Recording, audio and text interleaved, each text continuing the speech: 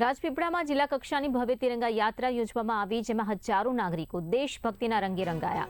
જનપ્રતિનિધિઓ, અધિકારીઓ, પોલીસ જવાનો, વિદ્યાર્થીઓ અને નગરજનોએ ઉત્સાહભેર તિરંગા યાત્રામાં ભાગ લીધો હતો।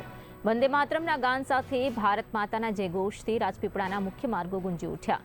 આદિવાસી સાંસ્કૃતિક પ્રસ્તુતિઓએ યાત્રામાં વિશેષ આકર્ષણ ઉમેર્યું હતું અને ડોક્ટર બાબા સાહેબ આંબેડકરની પ્રતિમાને પુષ્પાંજલિ અર્પણ કરાઈ હતી। તિરંગા યાત્રાના સમાપન બાદ એક पेड़ मां के नाम अभियान अंतर्गत वृक्षारोपण કરવામાં આવ્યું। રાષ્ટ્રપ્રેમ સાથે પર્યાવરણ સંરક્ષણનો સંદેશ પણ પાઠવવામાં આવ્યો। રાજપીપળા ખાતે પણ સ્પોર્ટ્સ મેદાન ઉપરથી તિરંગા યાત્રાનું પ્રસ્થાન કરવામાં આવ્યું છે અને આ તિરંગા યાત્રામાં સર્વે શાળાના વિદ્યાર્થીઓ, કોલેજના વિદ્યાર્થીઓ, સર્વે એનજીઓ અને જિલ્લા વહીવટી તંત્રના સર્વે અધિકારીઓ દ્વારા જ્યારે આ તિરંગા યાત્રાનું પ્રસ્થાન કરવામાં આવ્યું ત્યારે આજના આ પ્રસંગે હું જ્યારે આ તિરંગા યાત્રામાં ઉપસ્થિત રહી ત્યારે મારી સાથે આ જિલ્લાના વહીવટ કરતા અને જિલ્લાના કલેક્ટર શ્રી ગંગાસિંહજી અને સાથે જિલ્લાના સર્વે અધિકારીશ્રીઓ, સર્વે કાર્યકર્તાઓ સાથે જ્યારે આ રેલી પ્રસ્થાન કરવામાં આવ્યું ત્યારે અદ્ભુત રેલીનું આ આયોજન થયું છે।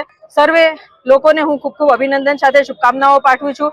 15મી ઓગસ્ટ નિમિત્તે જ્યારે આ તિરંગા યાત્રાની રેલીનું આયોજન થયું ત્યારે સર્વે લોકોના મનમાં જે આન બાન અને શાન છે આપણા તિરંગાની, એનું મહત્વ જળવાઈ રહે। સર્વે લોકો એના મહત્વને આજે રાજપીપળા ખાતે તિરંગા યાત્રાનું ભવ્ય આયોજન થયું છે। સ્પોર્ટ્સ કોમ્પ્લેક્સ થી નગરપાલિકાના ગાર્ડન સુધી રાજપીપળા સિવાય તમામ તાલુકાઓમાં, તમામ શાળાઓમાં, કોલેજીસમાં પણ તિરંગા યાત્રાનું આયોજન થઈ રહ્યું છે। જે રીતે આપણે દર વર્ષે કરીએ છીએ આ રીતે આ વર્ષે પણ બહુ ભવ્ય તિરંગા યાત્રાનું આજે આયોજન થયું છે। દરેક કોલેજીસ અને સ્કૂલ્સમાં આ વખતે તિરંગા યાત્રાનું બહુ સારું આયોજન થયું છે।